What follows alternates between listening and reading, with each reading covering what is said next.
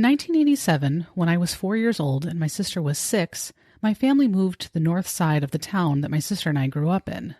The schools were a bit better, the area felt more like a neighborhood, and we would be living closer to the downtown area that had many shops, restaurants, and an excellent library.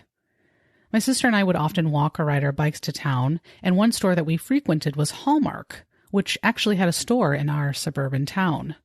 This particular store had 3 floors. The main floor housed greeting cards, of course. The upstairs area, I believe, had more collectible-type items, and the sub-main floor had birthday and party decorations. Little did I know back then that Hallmark had a strong connection with the memorable 80s cartoon and merchandise icon that was Rainbow Brite. The connection here was that Hallmark actually came up with the concept of Rainbow Brite when the company decided they wanted to get into the licensing business. Allegedly, Hallmark wanted to compete with another character developed several years earlier by American Greetings, none other than Strawberry Shortcake. Strawberry Shortcake and Rainbow Brite were not the only characters developed by greeting card companies, believe it or not. According to rediscoverthe80s.com, some other examples include the Care Bears, Shirt Tails, Popples, My Pet Monster, Mad Balls, and the Get Along Gang. On today's show, you will learn all about the colorful sensation that was Rainbow Brite and her development from the conference rooms at Hallmark, which led to quite the merchandise craze, a TV cartoon, a few terrifying live-action TV specials where characters dressed in full costumes from the show dance and sing, and eventually a full-length movie. Rainbow Brite was one of my sister's all-time favorite cartoons and characters from our childhood, and I think anyone who was growing up in the early to mid-1980s knows who I am talking about, even if they weren't a huge fan. You probably also remember the theme song from the TV show that is next to impossible to forget once you hear it. So put on your rainbow belt and multicolored moon boots. Here we go.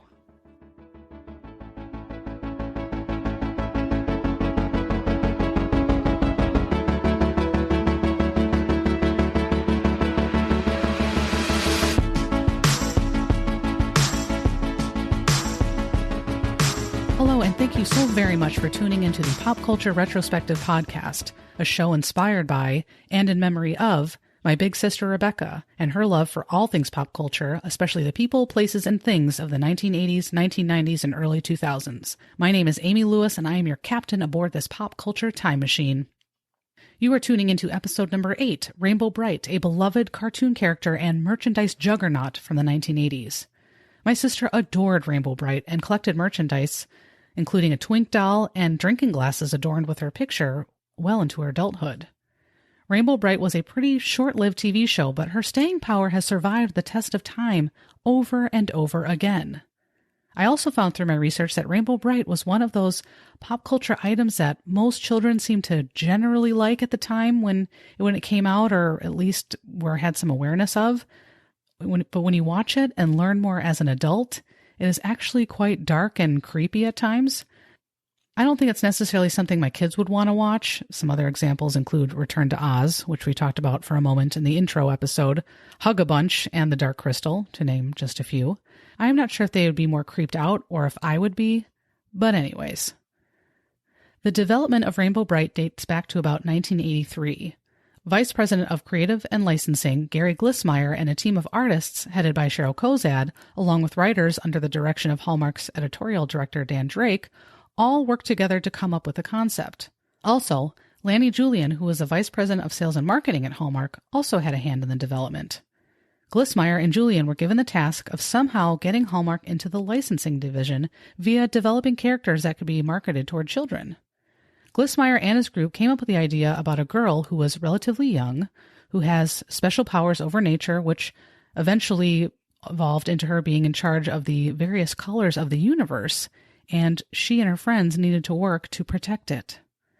A Hallmark artist named Gigi Santiago did the initial designs of Rainbow Brite and the characters of Rainbow Land, and they were then finalized by the artist team mentioned earlier, led by Kozad. At first, all of the characters in Rainbow Land were female, but they would eventually change a few of them into male characters. Rainbow Brite, in case you haven't seen the show or maybe you have forgotten what she looks like, was a girl who appeared to be elementary-aged, whose thick, blonde hair was always up in a high, migraine-inducing tight ponytail. She wore a very short, long-sleeve blue dress with rainbow colorings on the arms and waistband, and her ensemble was rounded out with rainbow-colored moon boots, as originally she was going to be traveling in space. Rainbow Brite has several friends called the Color Kids, and their names were Red Butler, Shy Violet, Canary Yellow, Lala Orange, Buddy Blue, Indigo, and Patio Green. Each of these characters wore outfits that matched their respective color. Most of the female characters wore short dresses like Rainbow Brite, but Canary Yellow was dressed like a child headed to an aerobics class, clad in long, yellow leg warmers, what appears to be a leotard, which had wings or feathers on the shoulders, and flat ballet shoes. Interesting combination. They also had hair that matched said colors. The Rainbow Kids were each in charge of a Sprite, which was not a can of soda they drank when their stomach is upset, but rather a small, colorful, furry character who does mining work. Sort of reminded me of the Doozers from Fraggle Rock, another group of smallish characters that do construction work. Anyways, Twink was a white Sprite who is the leader of the Sprites, as well as Rainbow Brite's favorite Sprite and right-hand man. How many times can you say Sprite in one sentence? I just said 3, I think. Anyways, we'll talk more about the villains in the show in a moment, but the reason why Twink is white is kind of disturbing, at least from the perspective of shows geared toward children. He is white because he was thrown into a pit when he was red and drained of all of his color. Yikes. Another character in Rainbow's entourage is Starlight, who is her talking white horse, who enjoys galloping and tooting his own horn. He would often refer to himself as the most wonderful horse in the universe, the most magnificent horse in the cave. He has the ability to dart with magnificent swiftness and the glory of the galaxy. Rainbow Brite and her friends all live in Rainbow Land. Rainbow also has a best friend named Brian, who is not a Rainbow Kid, doesn't live in Rainbow Land, doesn't really have any special powers, but he can open a portal to Rainbow Land with a special key. She meets Brian after watching him return after baseball tryouts. She is watching him from the sky, and when she sees how down he is because he didn't make the team, she shoots out her rainbow to make a bridge between the clouds and the sky and the ground, and rides her horse down to meet him and to cheer him up with the healing power of colors. There are 2 villains in the show named Murky and Lurky who want to rid the world of color. They live in the pits, which is the dark and dreadful area of Rainbow Land. Murky's full name is Murky Dismal. He is short in stature, with black hair.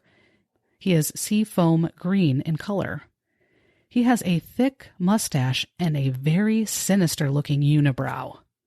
He is usually wearing a long-sleeve gray shirt with a lightning bolt on it, with a cape attached.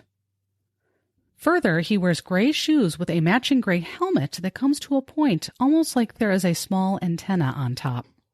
Lurky is Murky's counterpart in trying to turn off the light and happiness in Rainbow Land. He is a large, fur-covered, red Chuck Taylor high-top-wearing, absent-minded villain. Although he is almost completely covered in fur, several inches of his arms and legs are more human-like and completely devoid of fur. His nose is disproportionately large compared to his body. He almost kind of looks like Snuffleupagus from Sesame Street, but with 2 legs instead of 4. He is kind of creepy looking. He struggles at times with being a villain as he is very intrigued by Rainbow Brite and her magical powers. Murky tries to keep him in a down mood by making sure that a dark cloud is above him at all times. Murky is constantly putting down Lurky. He often makes comments such as, "Lurky, you're such a snail brain, you're such a cheese ball, you have foghorn breath, you have a popcorn brain, or you have a banana brain." And to add insult to injury, Lurky's shoelaces are always untied. It's always good when children can be given ideas for how to insult other children while watching TV. Anyways, in June of 1984, Rainbow Brite made her animated debut in a TV special called Peril in the Pits. Several other specials would follow. Peril of the Pits, I think, is the most ridiculous TV special, and you'll learn why in just a moment. In Peril of the Pits, the Color Kids get kidnapped by Murky and Lurky, who also manage to get Rainbow Brite's color belt, so they start to turn Rainbow Land dark. They eventually also manage to capture Rainbow Brite, Brian, Twink, and Starlight and puts them in a deep pit with the Color Kids. Starlight assures the group he can get them out of the deep dark pit by kicking his way out of it. When that doesn't work, Starlight is very discouraged, but Twink assures him that they can get out by saying, "Don't kick the wall, Starlight, kick me!" Okay. That's an interesting idea. Starlight is confused by this proposition, but feels better about punt kicking him after Brian offers up his baseball glove to essentially protect Twink's butt from any potential damage that could result from the force of the horse's strong legs. What? Seriously? When Twink gets up there, everyone starts cheering and saying things like, "Yay, that was a great idea, you did it!" Twink is able to then lower a rope that is at the top of the hole and get everyone out. The group then manages to foil Murky and Lurky's plan to turn everything dark, and all is well in the world. Now, whose idea was that? When they were planning sessions for this TV special, who said, "You know what? Here's what I think we should do. Why don't we have Starlight dropkick Twink on his butt out of the hole, and it can be protected with a baseball glove to soften the blow?" That is a horrible idea. That's television for kids in the 80s, I guess. In the Mighty Monstro Merc Menace, released in December of 1984, Brian's rainbow is destroyed, and he and Rainbow Brite work to defeat Monstro Merc, who has ruined Rainbow Land. Rainbow is again later captured in a bottle by the monster. She is eventually rescued by Twink, Brian, and Red Butler. The beginning of Rainbow Land Special is essentially the prequel to the whole Rainbow Brite story. It was released in April of 1985. We learn the origins of Rainbow Brite and how she started as a girl named Wisp, who had found her way onto a dark planet which was conquered by the King of Shadows, who wanted to rid the world of color and happiness. We learn about her meeting Twink and Starlight. We also learn the importance of Rainbow Brite's color belt and how this item alone is what will allow her to defeat the villains who want to turn the world dark. Rainbow eventually defeats the King of Shadows and frees the Color Kids, which brings hope and light back into the world. She then becomes known as Rainbow Brite. This is a 2-part episode, and a lot of it is set on the dark planet with some creepy characters like an evil crow, a double-headed dragon, and a centipede-looking creature with several eyes. Again, this is geared towards elementary-age children. Yikes! But at the time, I didn't think anything of it. In both the Mighty Monstro Merc Menace and the beginning of Rainbow Land, we get to hear the narrator summarize the story of Rainbow Brite. Into a world filled with darkness came a little girl with a mission. After proving herself to be worthy and brave, she became known as Rainbow Brite. Now, along with her magnificent horse Starlight and her loyal and true friend Twink and the Color Kids, she lives far away in Rainbow Land, a wonderful place full of color and happiness. Using the power of the rainbow, her magical color belt, and the star sprinkles, Rainbow Brite and her friends protect Rainbow Land, fighting off the forces of darkness and gloom and the devious plots of Murky and Lurky so that they can bring color and happiness to the people everywhere. In addition to the TV specials, there were 2 live-action shows. And there was also 1 season of a TV cartoon series which ran from late 1984 to early 1986.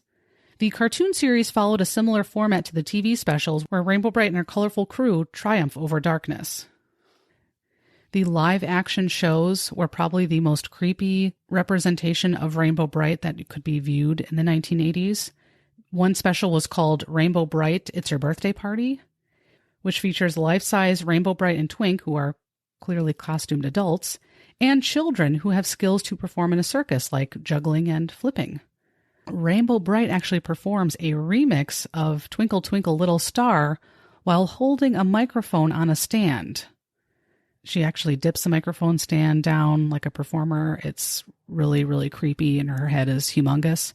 It kind of looks like something out of a horror movie where somebody is sleeping in a bed and all of a sudden they wake up and think that they're having a nightmare, and they are, because a huge Rainbow Brite looking character with a huge head with yarn hair is above them with a knife. That's just where my mind goes to whenever I watch these. I will definitely post a link to this in the show notes. Murky and Lurky also appear in this god-awful TV live action special. The other live action special was called Rainbow Brite's San Diego Zoo Adventure. In between songs, dancing, and shots of all the animals at the zoo, Murky and Lurky are scheming to take all of the color out of the zoo, and Rainbow Brite and her friends, of course, have to protect it. You can imagine that this is also extremely creepy. But I will put links for both of these shows in these show notes. Please make sure that you watch these during the day when it is light outside. Do not watch these before you go to bed. You will have nightmares, and you have been warned. The television series was produced by the France-based company called Deke, which I thought sounded really familiar. And in case you have forgotten, the Deke logo flashed at the end of the cartoon shows that they were connected with, such as Rainbow Brite, of course, but there's also Dennis the Menace, Inspector Gadget, the Get Along Gang, Heathcliff and the Cadillac Cats, Kissy Fur, Zoobly Zoo, the Chipmunks, Popples, and Hammerman, which we talked about in an earlier episode. Some of those logo flashes included, maybe this, I don't know about you, but I have kind of a photographic / video memory, and I distinctly remember this. So some of those logo flashes included several blue lines in box shapes surrounding the green DIC letters. There was a shot of the boy sleeping with the dog at the end of the bed, and it zooms out of the window to the silver Deke logo. And then there's also one that involves Inspector Gadget roller skating past the logo. The cartoon series had a very memorable theme song and lyrics. Here are a few of the lines. Rainbow Brite, see the shining light. Yes, I'm going to take you to Rainbow Brite. Starlight flies right before your eyes, and rainbow colors will cheer you up.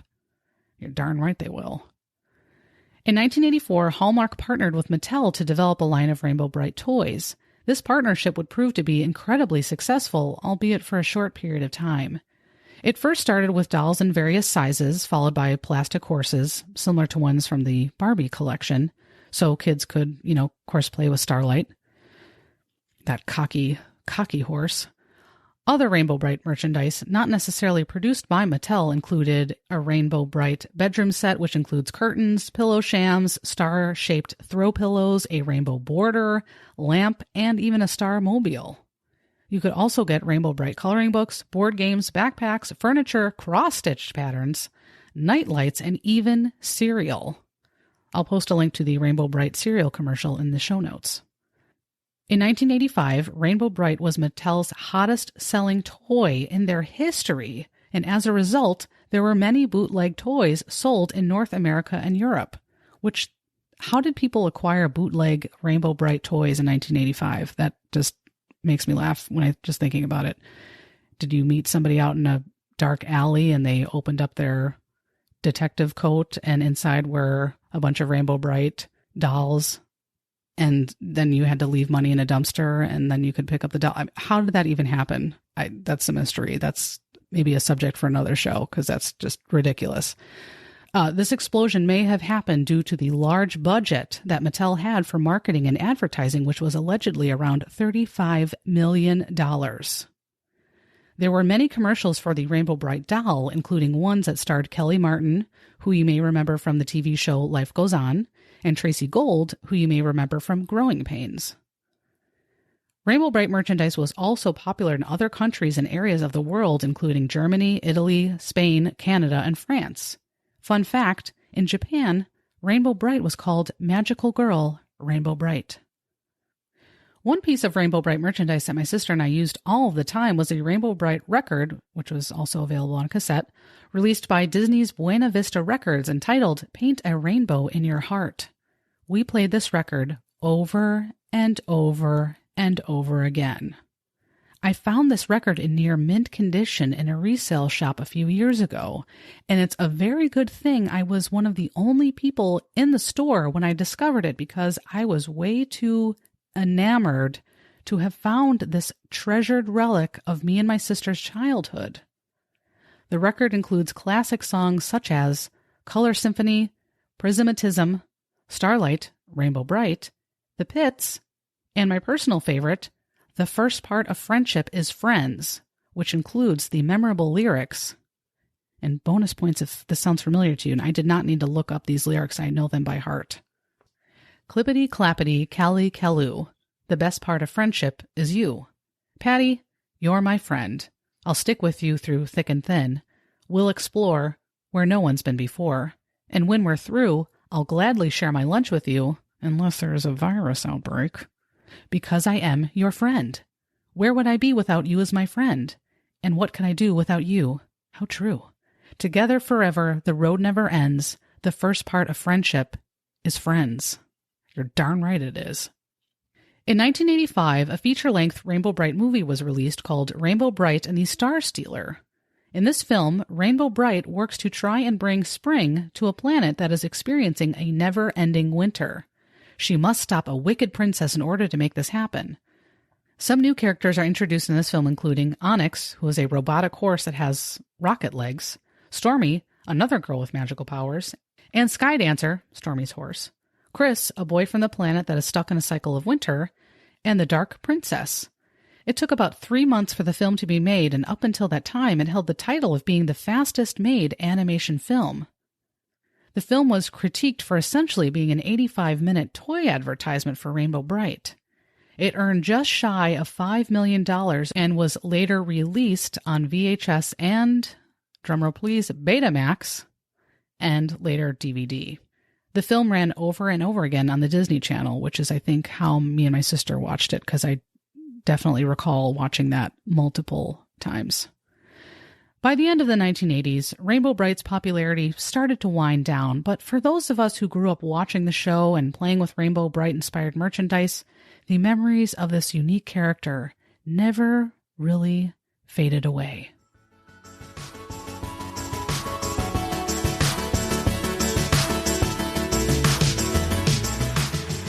Decades after the cartoon went off the air and the merchandise stopped flying off the shelves, Rainbow Brite has some true staying power. There are superfans all over the world that collect Rainbow Brite memorabilia and post cartoon episodes online. One superfan is named Katie Hale, who started a Rainbow Brite website, rainbowbrite.net. If that tells you anything, was started in 1997. She's hosted a podcast all about Rainbow Brite, and she has a museum chock full of all kinds of Rainbow Brite merchandise. You can actually watch a tour of it. It's 45 minutes long. I'll post a link to this tour in the show notes, as well as a link to her website. This is really one-stop shopping for everything Rainbow Brite. There have been several reboots of Rainbow Brite, first in 1996, then 2003, 2009, and also 2015. Most years included new episodes of the show, merchandise, and in 2018, a comic book was released. There's still a demand for Rainbow Brite-inspired accessories. If you visit Etsy, you can find shirts with her picture on it that say Made in the 80s, or COVID-19 approved face masks, pop sockets, and there are tons of Rainbow Brite items up for the bidding on eBay, including a stuffed Lurkey doll that I'm pretty sure one of my cousins had as a kid. I hope you have enjoyed this look back at Rainbow Brite, a memorable cartoon and doll that was present in households all over the world in the mid-1980s. Although her popularity was relatively short-lived, we have never seen anything quite like it in the decades that have followed. I don't think there's been any other cartoon where the heroes get out of their situation by one of them getting kicked in the butt out of a hole. Just saying.